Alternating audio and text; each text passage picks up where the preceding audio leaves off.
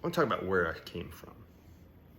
I was an introvert who loved to be around people, so everyone thought I was an extrovert. And I am, to a degree, an ambivert because I love to be around people. If I was a full-on introvert, I would stay at home all the time. But I love to be out and about. But there's something about being out and about and feeling like you don't belong at the exact same time. And so while I was out in public, I was in prison in my own mind. So I couldn't get out of here, right? Because I was overthinking everything until I learned how to understand people based on analyzing their facial features. And what that was about is I wasn't focused on me. I was focused on the other person and trying to ensure that I created that connection, that bond with them by focusing on them. So it's no different than if you read How to Win Friends and Influence People. When we ask people questions about themselves and we don't make it about us, people like us better. It's the same thing. Because when you're focused on other people, they can feel that. And if you've ever read Man's Search for Meaning by Viktor Frankl, then what you'll realize is in that book, they talk about these atrocious situations that people went through in living through the Holocaust. And the crazy thing about it is that the people, it wasn't about self-preservation, like, oh, I just need to survive this. But the people who focused on, I want to see other people again. I want to see my son. I want to see my daughter. I want to see my wife. I want to see my mom. I want to see my dad. You name it. Those were the people who could survive those inhumane situations.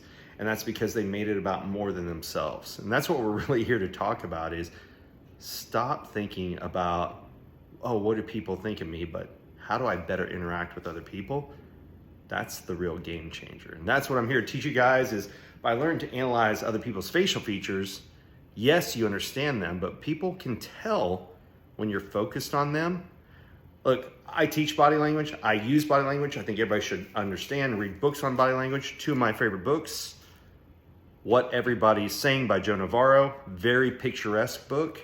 It teaches you how to read other people's body language. Once you have that down, then you need to pick up my friend Janine Driver's book, which is You Say More Than You Think.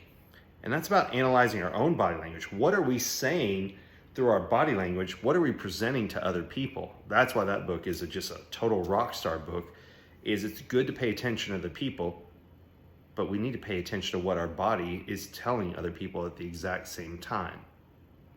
And once you learn those things, that's a big difference maker, right? But those are reactive skills. Face reading is proactive. And as much as I love body language looks like me looking down like this. Face reading is that eye contact, right? And eye contact is such a rarity this day and age because people are on their smartphones or looking at their smartwatches. We're so easily distracted. I heard a buzz, I heard a ding, what's going on?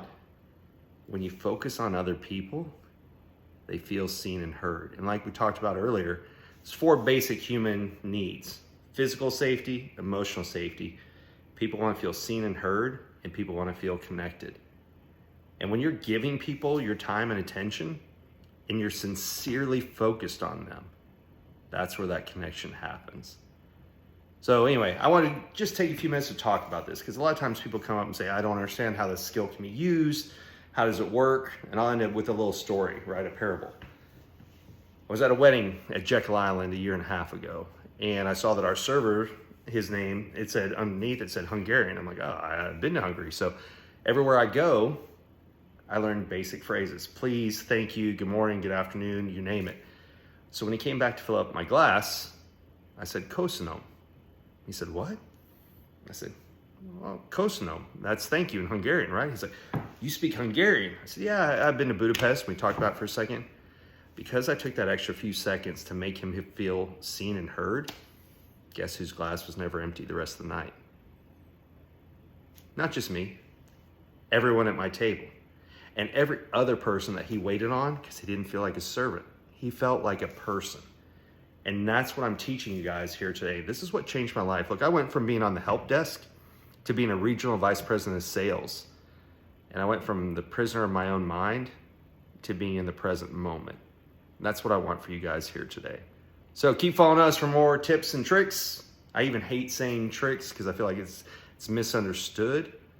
But these are valuable tips that will change how you interact with people, how you see people, and how you make people feel. So follow us for more. Subtleskills.com, on Instagram @subtleskills. See you soon.